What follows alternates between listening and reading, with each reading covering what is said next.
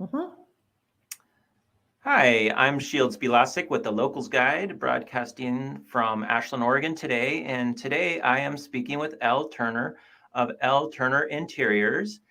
And we have just done an interview together in the May issue 2023 of LocalsGuide about interior design and staging. And Elle has extensive experience as a professional stager, interior designer, working in Los Angeles, and you've completed a lot of projects and you have extensive experience in the corporate world as well. And I feel like part of your specialty has been that we talk about in the interview, which I want to encourage everyone to pick up a copy and read, is about marketing. And really how staging one's home and redesigning one's home really is about how do you market and communicate a message.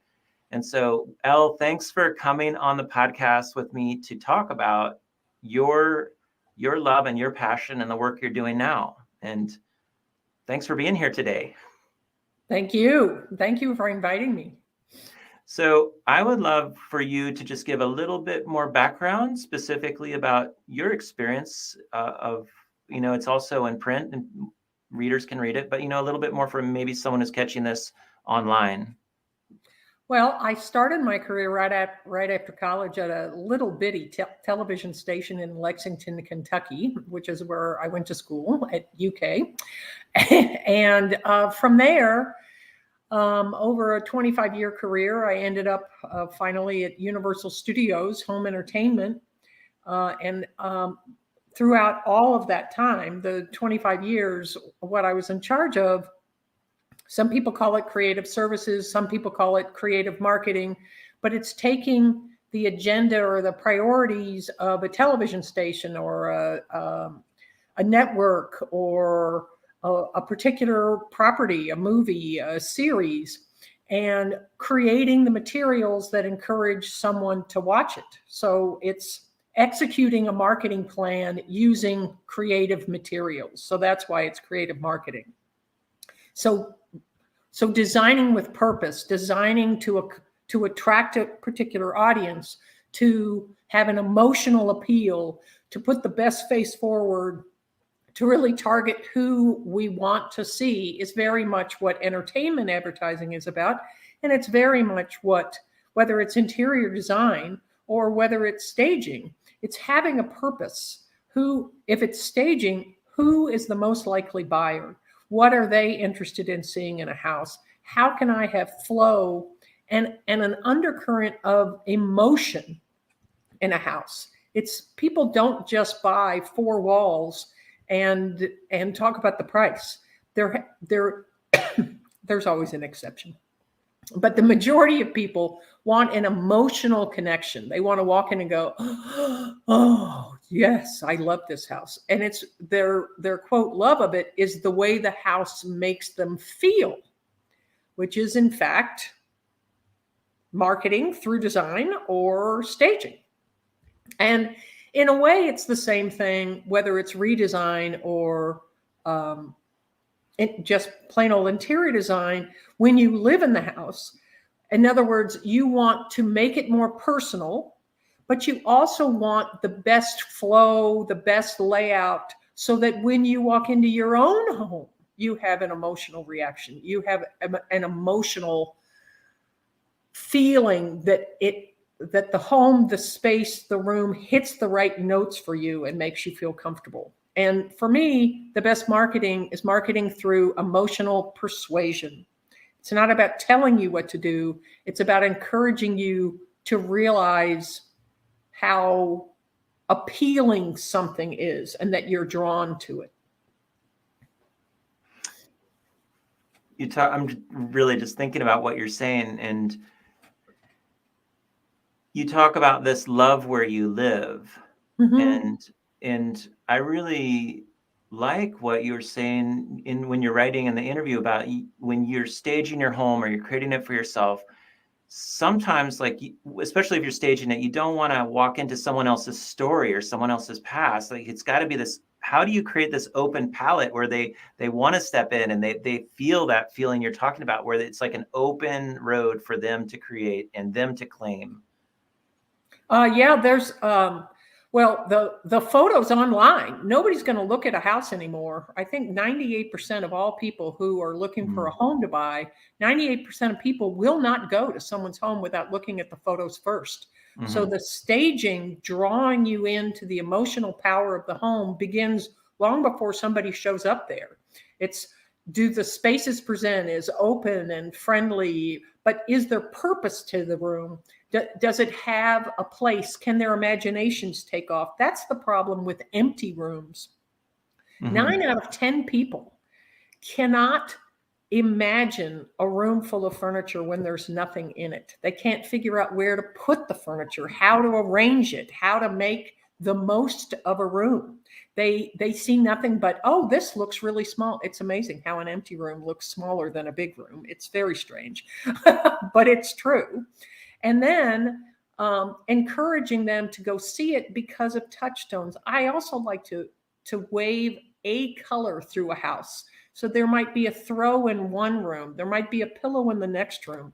There might be flowers of the same color in the next room, and so on, to encourage someone to see the house as an entire place instead of just one room and then another room. It pulls the whole thing together to have a color through it. And it doesn't have to be a dominant color. It's just a hint of color in each picture is part of the flow that that staging can help walk through a room if you're there in person, but even without, to see it as a whole space. It's not a random living room and a random, it's all part of the same house, the same space. And so having color touchstones is another really helpful way to have an emotional, or to help create an emotional reaction.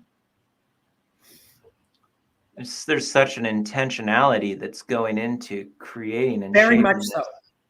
And on your website, which is ellturnersinteriors.com. Elle Turner Interiors. ellturnerinteriors.com. I was waiting for it to show up. The photos are amazing. Thank you. What I really like, and that captured my attention, is they're very, like, they almost seem busy in some ways, that there's a lot in there to look at, like a lot of items, but it feels so good. It's like, wow, this is like an artistic arrangement. It feels like very, like it has a history, or there's a story, or there's really timelessness in the setup of how it's set up. And so I don't know what magic you're working there, but it drew me in. And it wasn't just like a picture on the wall with some flowers and a nice like tablecloth. Well, number one, thank you. Number two, being both a stager and an interior designer, the timelessness of interiors I try to create. But number one, there are several pictures in there that are actually my home in Ashland.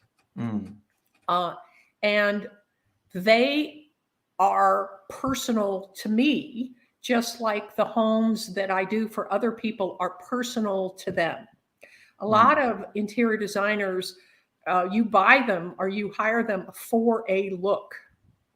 I'm not, well, that's not my business model. My business model is to develop a personal relationship with the owner of the home and bring their passions and their loves to the front while using the structure and the elements of beautiful design. I prefer with a touch of modern over strictly classic, but my favorite is having modern pieces mixed in with antique pieces, and having rooms and spaces that look acquired over time. Even though we might have gone out and bought everything at the same time, I guarantee you we didn't buy it all at the same store, much less on the same floor display. Pulling things together that don't match, never match, but complement, can really increase the emotional pull of a room and a home. And I'm not a minimalist. The pictures, you can tell there's a bookcase that's 10 feet tall. That's in my living room. because I have my grandmother's, the best of my grandmother's things, the best of my mother's things, plus my husband and I have been traveling a great deal. But to be able to put them all in one bookcase instead of all over the house is a way for me to have the impact without just having tchotchkes sitting all over everywhere. I try to keep each room kind of clean, but also connect with the power. For us, it's travel. My house is about travel. Almost all the artwork in this entire home is about travel, because that's what we do. We bring artwork home. And that's what we celebrate on the walls of the house. And everybody, I don't like to do trendy, because trendy gets tired in 5 years, 10 years. Yeah. But classic design is going to look good 10 years from now, 20 years from now. You might change the color of the paint on the wall, but you won't have to change out the furniture or the accessories. Yeah, you're speaking to this so well, because that's exactly like what I felt when I saw it. I was like, because it relates to the part of me that loves to travel and been in spaces like this that feel like that timelessness and a real aesthetic to how it's not a random like collection of things. There's a real intentionality of how the space is created and a meaningfulness in what it represents. And so it's really neat to hear you talk about it. And I think what makes it really different in what you're doing and for the benefit of the community and people who work with you is that you are intentionally doing this. There, you understand marketing, you understand emotional appeal. You're working in 4 different divisions of your business: the full interior design, the moving and downsizing, the redesign, and then the professional home staging. So you're able to help people on all different levels, whether they're selling their home and working to increase the value or just trying to make a beautiful space for themselves. Absolutely. Yeah. I have something to offer. The process of improving something visually and having it more meaningful, whether it's for a potential buyer or an existing homeowner, or for somebody that really wants to reconceive their home or is just buying a home and wants an all new interior design look to it. Each of them are about forming an emotional connection, talking about what they love, and then using the principles of good design, which are scale and proportion and style and blending and repetition of shapes or arches or circles and squares. From all of those kind of elements come together to make each room, each home I've worked on and want to work on in the future, highly individualistic, but still structured on good design with an overlayment of things that the owners love or that the potential buyers want to see.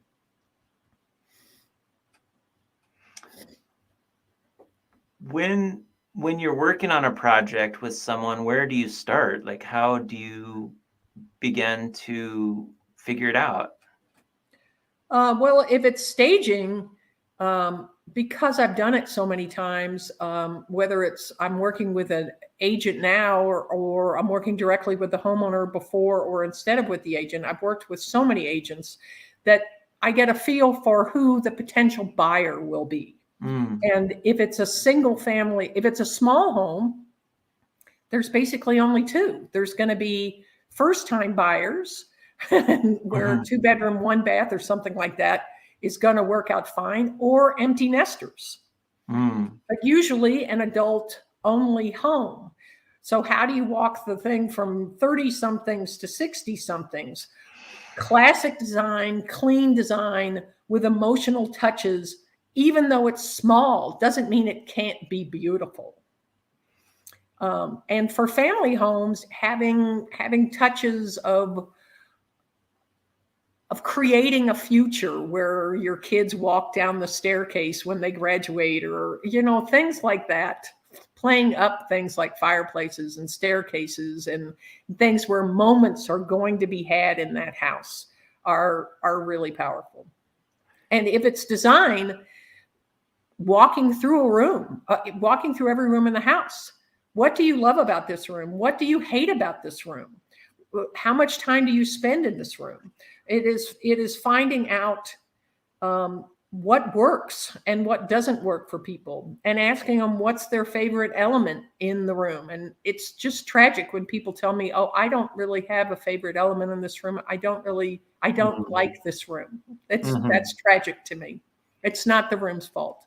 Yeah, and you write about that in the publication and the interview, and I think it's important, that it gives so much freedom and opportunity for people to reimagine their life, to recreate it in such a different way, and you're there to help them, which is really wonderful.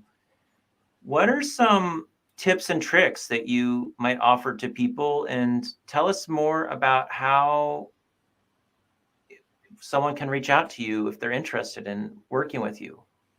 Well, right underneath here is both my phone number and my email. And with the phone number, you can also text me.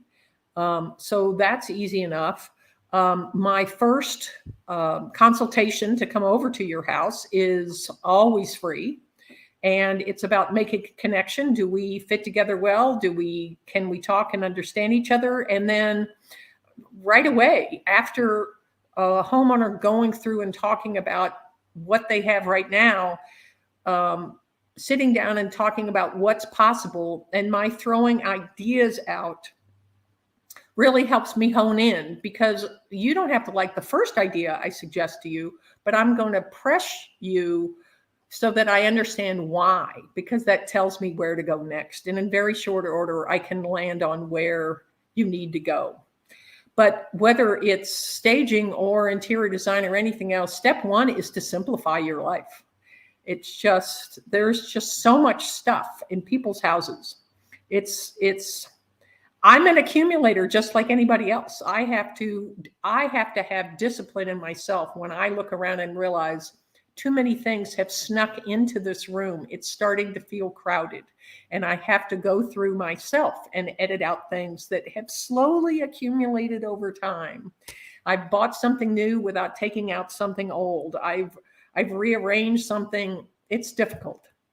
But so with anything, it's starting with simplifying. And I have 3 categories of objects that I like people to focus on. And the first one is, what do you love? Not because of how much it costs, but because of how it resonates with you. And those should all be put in one place. Take them down off the wall, take them out of closets, take them out of drawers, put everything you truly love in one place. The next category of things are things that you truly use and find helpful and functional in your life. And, those are lamps or chairs or whatever it is in your home that really serves a purpose for you. So you've got what you love and what you use and really respond to. And the third category is let it go.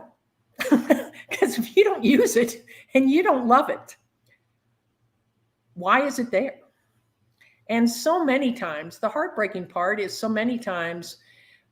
it's things that you don't really like or can't really use are there because your relatives dropped it off, or you inherited it, or you bought it years ago and you hated it when you got it home, but you couldn't take it back. So it's just been sitting there. I mean, there are so many reasons for people to have things that don't work for them at all.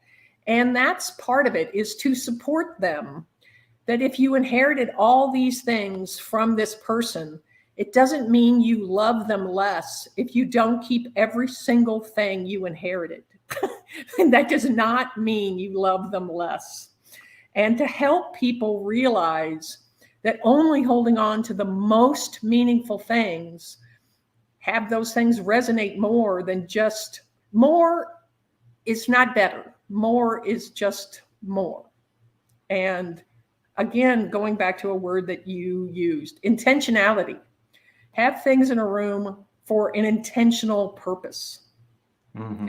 And rooms, spaces, homes work better. They just do.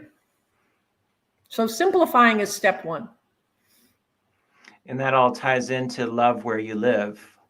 Oh, absolutely. And that people pick up on this and they emotionally connect, and it just iterates out into the world, which is a good thing. And that's my passion. I have been lucky enough to work on rooms, apartments, homes for people where after I'm done and the big reveal, and they've gotten teary. That I can't tell you how meaningful it is that they have been so struck by what's been accomplished and how the room makes them feel that they actually are overcome with some emotion. That's the whole juice for me. That's the whole ball of wax. Thank you so much for coming on the show today, and thank you for doing the interview with me in print, and for introducing and sharing your work and passion in our community. And I encourage everyone to reach out to Elle at ellturnerinteriors.com, and you can call her at 818-749-7354 and invite her into your life to improve your space and share her gifts with you. So thank you again. And thank you also, so much, Shields. You're welcome. And also pick up the interview and read it. Okay, bye. Thank you. Bye-bye.